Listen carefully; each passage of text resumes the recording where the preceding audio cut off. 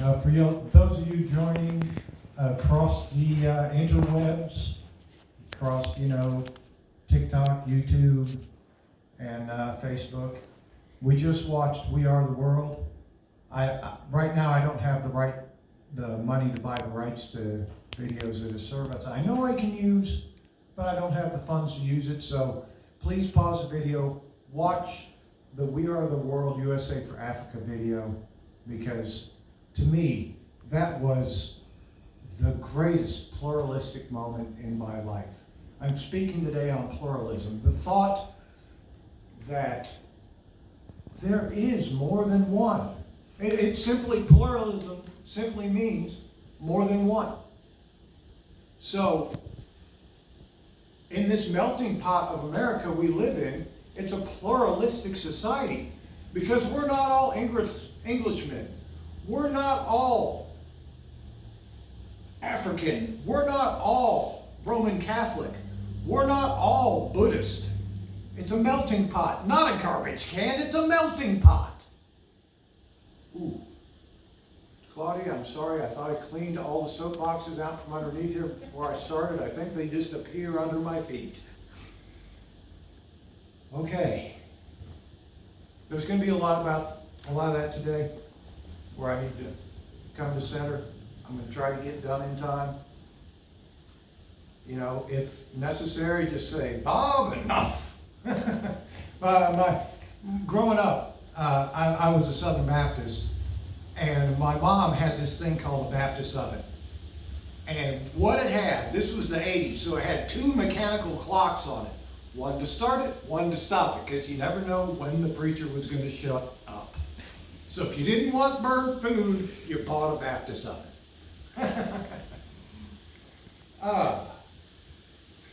Okay. That was the best pluralistic moment in my life. I saw the world come together as one to, what did I do with that paper? To join together to stop a famine in Africa. And the work went on beyond the video. They didn't just supply food, they supplied resources so that it wouldn't happen again. It was a beautiful moment. And it was a dim memory until this came up. But I recognized maybe that was one of the sparks that started the flame. I mean, the line that sticks to me the most. Oh, what is it? What is it? Where did I leave that paper? Goodness. Yes, there it is. Left it on the floor.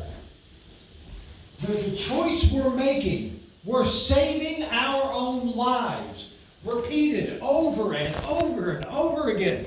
I mean, the video's long. After a while, we're saving our own lives. Listen to what they're saying.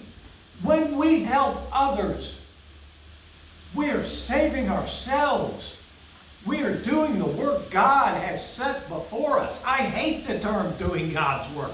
You're not doing God's work. If He wanted perfection on earth, He could do it in a blink of an eye. No, we're doing the work God has set before us to bring His kingdom to earth. If He wanted it to happen through His force, it would have. He put us here to do His work. That's what pluralism is about. About recognizing that everyone is your brother. That you join together. You see a problem. You might think about it in a strange way. How about we get a bunch of celebrities together to sing about people starving to death? Well, that's crazy. That's not going to work. Sometimes crazy is what the world needs. Maybe that's why these people have let me come up here knowing full well I'm manic and having a hell of a good time. Back to the notes. Okay. Yeah, let me keep this pen switch so I can keep track of where I'm at. Okay, and before the service started, we read the Quran, and I got that from this particular book that's in the library. The Skylight Illuminations, the Quran and Sayings of the Prophet Muhammad and Selected Annotations Explained.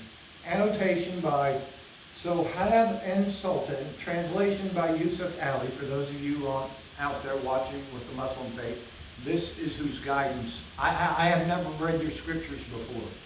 You know, I used to always say, I know Christianity, I know Judaism, I need to study the Quran, to know the three major faiths of the world. But, you know, as usual, I was wrong. I know Christianity. I know a Christian interpretation of the holy books of Judaism, but I know nothing about Judaism. I know nothing about Judaism. I mean, we were talking a couple of weeks ago about the Garden of Eden, and I'm like, so you're saying that the serpent was released into the Garden of Eden because God knew we were ready to move on and we're broken and we could start working on getting fixed. That our time in the childhood in the garden was over. It's time to become adults and go into the world and do His work. I didn't say all that, but that's what it speaks to me now as I reflect on it. You know? And she said, no. That's not what the Jewish people believe. They don't even have a concept of hell to this day. What the Jewish people believed is, we're not broken. We have potential. That's why God created us. That's why the world's messed up. Because we have the potential to fix it if we join together. When you speak from the heart, you tend to get a little loud. Yes. Constantly settling, constantly trying to find my peace. It's a lifetime of effort. You know, I said something, the struggle of trying to pass. I mean, I've done a pretty good job of passing as a sane person in my life, but y'all are getting to see what happens up here all the time when I'm just being quiet. It's, you know, knocking the safety switches back down to not speak until I know exactly what's the right thing to say in this moment. And now you're just getting freewheeling by. And I'm speaking from the heart. Claudia has her microphone on. If I get off track, she'll throw the switch whether to derail me and say, go sit down, you need to calm down, or clarify my point. You know, that's one reason I'm able to do this in this state, is because I have support from everyone in this room. I could go on for hours on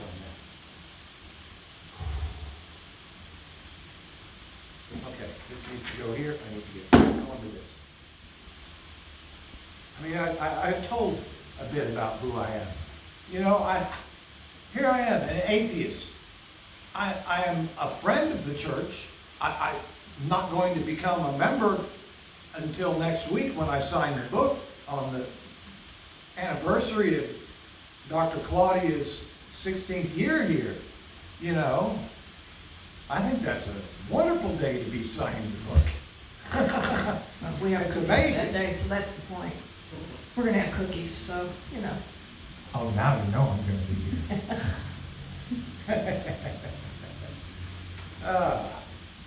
You know, and who I am, and why would they let an atheist speak? Because of this covenant that we read each time we come in here. We come together in fellowship and love, open to each other's beliefs. As a congregation, we create a place for open dialogue, search for truth, meaning, spiritual growth, and justice. To these ends, we commit to each other and to the larger community, ourselves and our talents. Why would someone like me want to hang out in a place like this?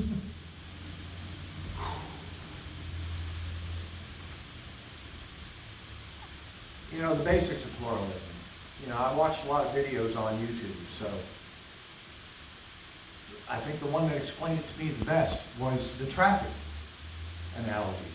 I mean, when you're driving down the street in your car, you're not thinking, Is that a Muslim? Is that a Catholic? Is that a Baptist? You're thinking, is this dude gonna stay in his lane? And when you get out of the car, you're thinking the whole damn thing, whole same thing. Is this dude gonna stay in his lane? Everyone, even atheists have faith. We have faith in science. Don't call it a religion. Oh, no, we can't do that. We believe in science, but it's not faith. No. The angry atheist was starting to get pissed off about the way I'm talking. You know, I've moved on from him. I don't even know what the hell I am now. My sisters have accused me of being agnostic. I'm like, whatever, I am what I am. I am what you people believe I am. Doesn't matter what I think I am. What matters is what the people around me think I am. I can profess to be anything.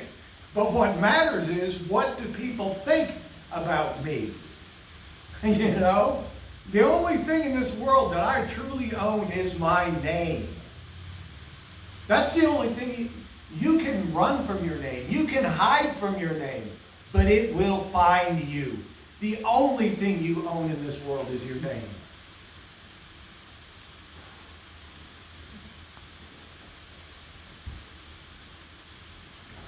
Good thing I made that one. Okay. So pluralism basics. Stay in your question, yes. Sorry, apologies, that clock stopped working. You're using that clock, it's not working. Oh, the clock isn't working. When you speak about pluralism today, you're speaking a lot about all the freedoms you have, and that's beautiful. Well, that's what pluralism is. That's what I'm going to get to, is how it's woven. It's the golden thread woven into the fabric of our nation. It's what makes the tapestry of the American experience so bright. The fact that we are a pluralistic society. The fact that we say, I don't have all the answers. I could have blind spots. Let me listen to someone who believes different than me. Perhaps they have a solution that I won't even think of because I am not having the same perspective they have. And maybe their solution, it isn't going to work either, but it has some good ideas in it. And after listening to him, my ideas aren't perfect either. So let's keep talking. Let's do like in the whenever Clinton was president. Democrat president, Republican Congress, the only time that in my life that the budget was balanced for 4 years straight. We can get back to those times. I feel the pages turning where we're done arguing and we're back to having a conversation about getting back to the hard work of fixing things instead of just throwing rocks at each other.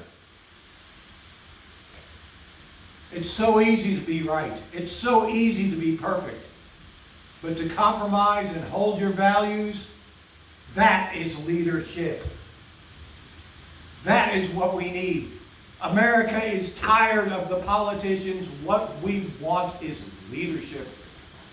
And I believe I see a leader. You believe you see a leader. You vote for who you think is right. And on November 5th, we'll find out what the majority of America believes, because we have the most secure election in history, according to independent sources, in 2020. You know, I'm not one to trust politicians. They can repeat something over and over again. But then I go look at the evidence, and I'm thinking, what was it, 63 cases he tried to say it was rigged, and they all got shot down by judges appointed by him a lot of times? Gotta get past partisanship. Yes. I mean, of course you should be aware of where I stand politically, because I'm up here talking. It makes sense, because you can't separate the politics from the person, because the values that I receive from my faith are what drives me to affect change in the world. And one of the most effective changes is politics. So let's talk about how do you have separation of church and state in the Congress? Well, you have to go into the Congress with your values. We're skipping all of this. We'll get to the important stuff, and y'all can get out here and get to lunch all the time. Personally, I just don't like taking the word of politicians. I like to keep an eye on them and see if they say something like 2 Corinthians instead of 2 Corinthians, for example. You know, something that maybe would make me question the sincerity of their profession. If someone is religious, you can't take the religion out of the person because it should form their core values. So they must be able to speak from the heart the values that they have that shape their ideas about the solutions to the problems at hand in an attempt to come to agreement and get something done in Congress. If you resort to quoting Scripture in an attempt to assert moral authority, then you're not going to be very effective in a pluralistic society like we have, when your only reason is because my favorite book says so. It must be in your heart.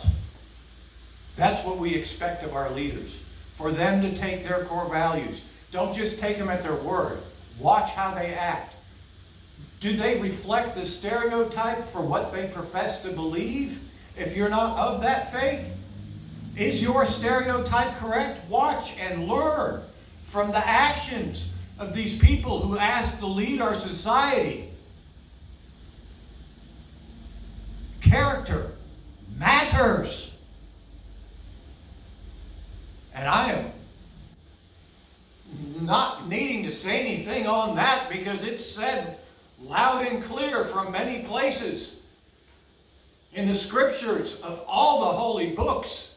Character matters. Do an exercise in your head. Read the 10 Commandments. Think about both candidates and which ones have transgressed. You know, okay, I need to wrap it up. You know, I'm dropping soapboxes like a madman. I done knocked my water over. You know, I can't read I believe it's time for me to sit down and shut up. I hope you all got the message that I believe pluralism is the golden thread that runs through our society in the tapestry of the history of our nation. You got to remember about gold. It's very malleable. It's actually very weak. It is precious. We need many hands to pull it through the fabric. And sometimes there's people that work to pull the threads out, and we've got to work to repair. You know? And when you do it with thought. Work together, because if you're not all working together, the thread's going to get distorted and thin, and it's not going to reflect the values we wish to reflect and bring brightness to the world. Oh, that was the other thing that I needed to say, and I got it out. I had everything written down to try to get that point across, and it came out anyway. Could we all have a moment of prayer? Silent reflection, whatever it is you do that you do, just for a minute, find some inner peace. I need it so I can drive home and not kill anybody. I'm fine, people, really I am. I know myself well enough. I'm not getting behind the wheel until I'm capable of doing it.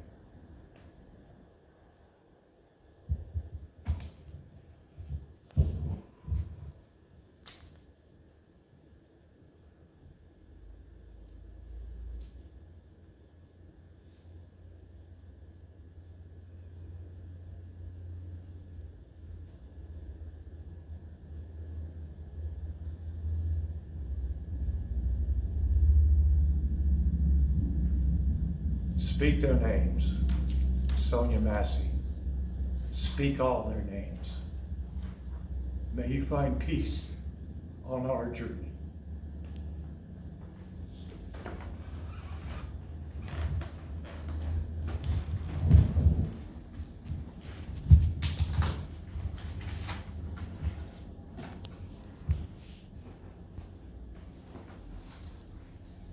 Thank you both. Thank you both.